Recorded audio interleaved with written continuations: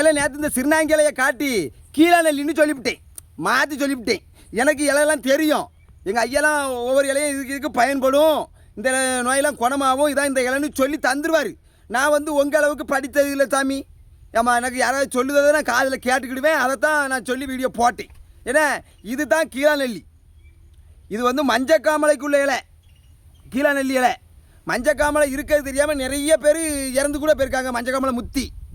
அதனால் எல்லோரும் மாதத்தில் ஒரு நாளைக்காவது இந்த கீழா நெல்லி இலையை கொஞ்சம் பிரச்சனை வாயில் போட்டு சவைங்க.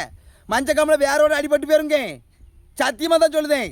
ஏன்னா இந்த இலை எப்படி இருக்கும்னா அங்கே பாருங்கள், பார்த்தா உங்களுக்கு தெரியும்.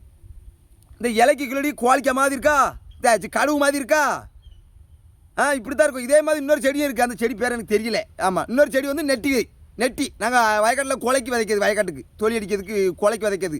அது வந்து ஒரு ஆள் உயரத்துக்கு வளரும். இந்த கீழா நெல்லி மட்டும் ஒரு அடிக்கு மேலே அதிகமாக வளராது, ஒரு அடி 1.5 அடி தான் வளரும், அதுக்கு மேலே வளராது. இன்னொரு செடி இருக்குது, கப்பு கப்பாக அடித்து போகும், இதே மாதிரி தான் இருக்கும். ஆனால் இந்த கீழா நெல்லி ஒத்த குச்சியில் மேலிக்கே போகும்.